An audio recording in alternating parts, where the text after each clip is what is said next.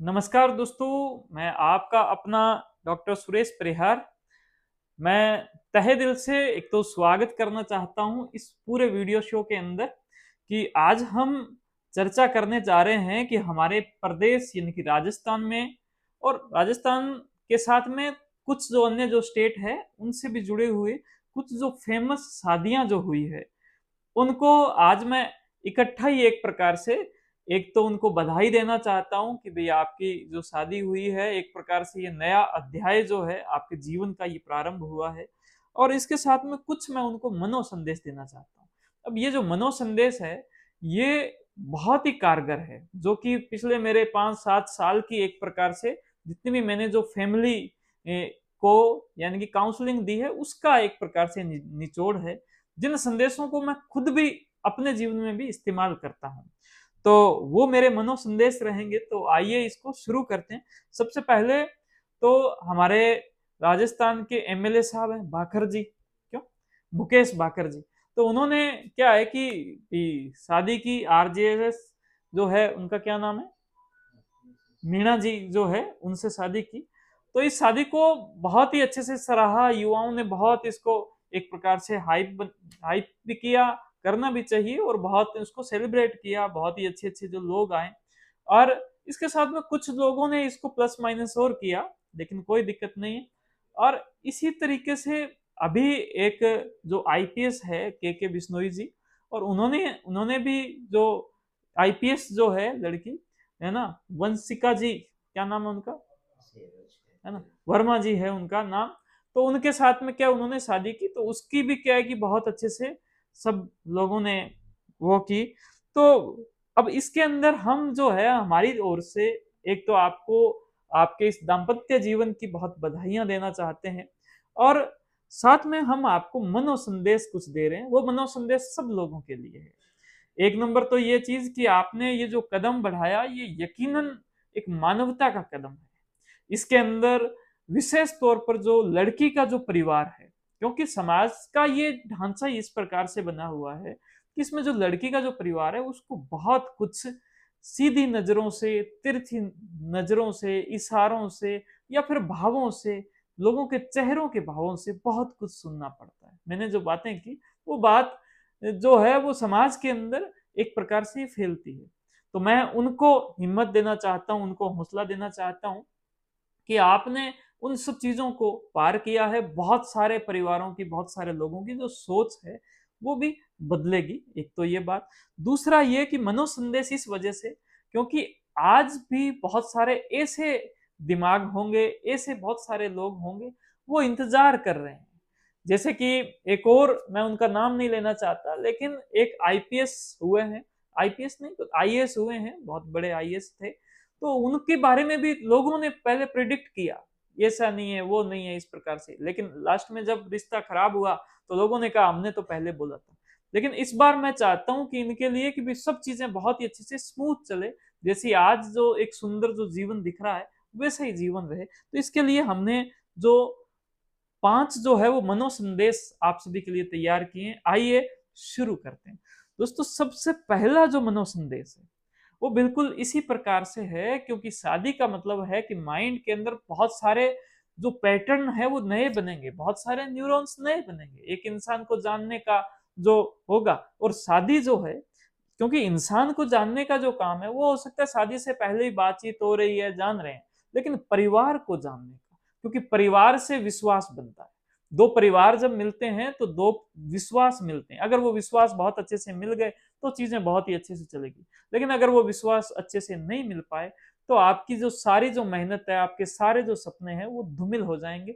और मैं ऐसा नहीं चाहता, इस वजह से मुझे ये जो बात है आप तक पहुंचानी पड़ रही। तो इसके लिए सबसे जरूरी बात यह है कि पारिवारिक रिश्ते के जुड़ाव को 2 से 3 साल दीजिए। पारिवारिक रिश्ते के जुड़ाव, यहां पर मैं यूं कहूंगा कि ये पारिवारिक जो रिश्ता है इसके जुड़ाव को 2 से 3 साल दीजिए।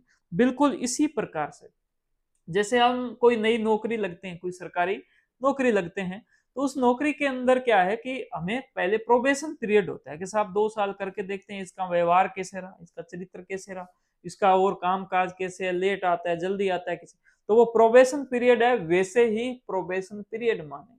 ऐसा नहीं शादी होगी अब 3 महीने में ही बहुत बड़ी उम्मीदें रख ले, लड़के वाले भी उम्मीदें रख ले, लड़की वाले भी उम्मीदें, ये तो ऐसे नहीं करता। वो एक के खींचता नहीं, छोटी छोटी बातें जो है आगे जाकर ये जो आपका जो विश्वास है, रिश्ता जो है, इसको एक प्रकार से इस पर दाग जो है वो लगाएगी।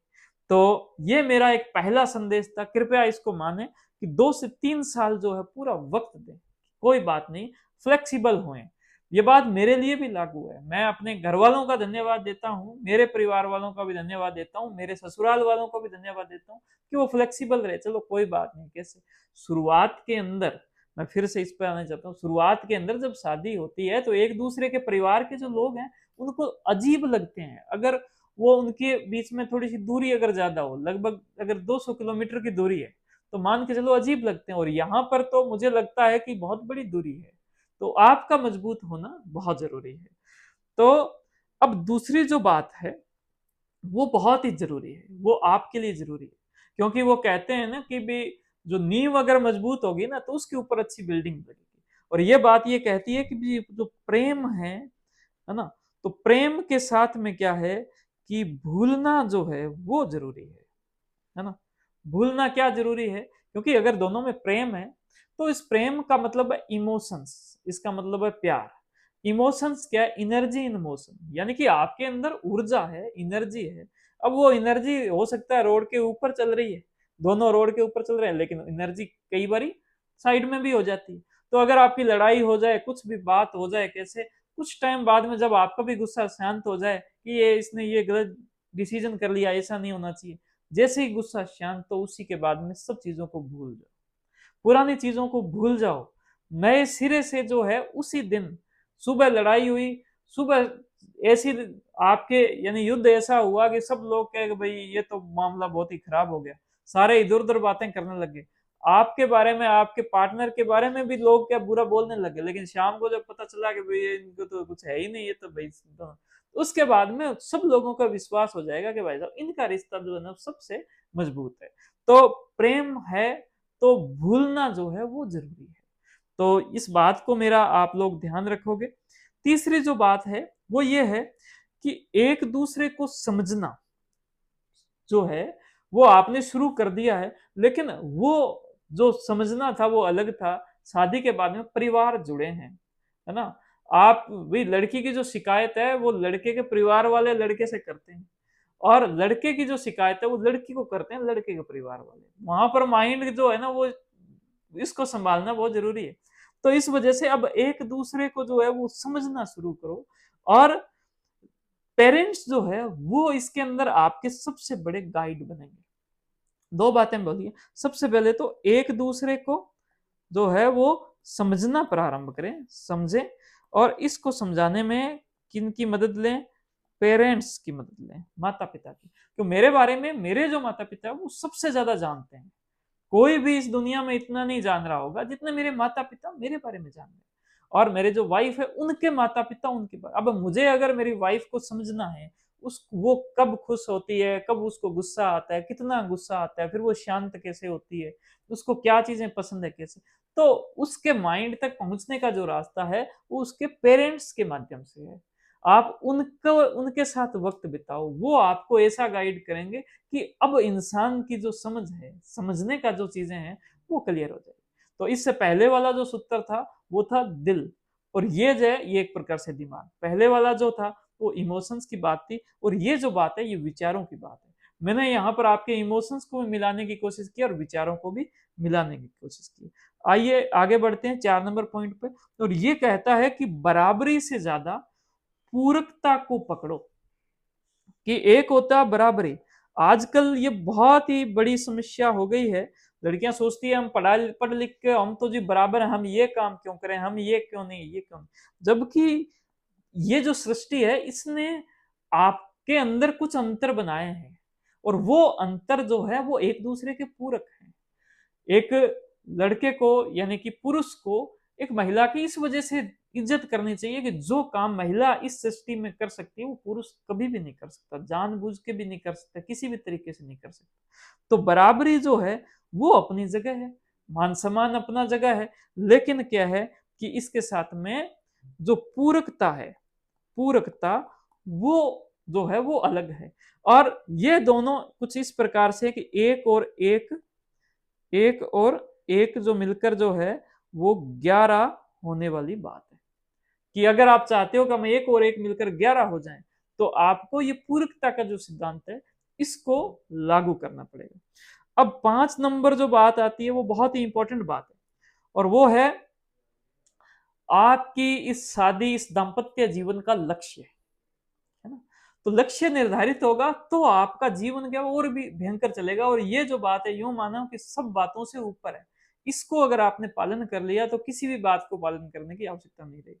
और ये बात ये कहती है कि जीवन की किताब का, कि आपके जो दाम्पत्य जीवन है, अब आपकी जोड़ी बन चुकी है, आप अकेले नहीं हो, आपको किसी भी एडवाइस की आवश्यकता है, आपके पर्सनल असिस्टेंट बन गए।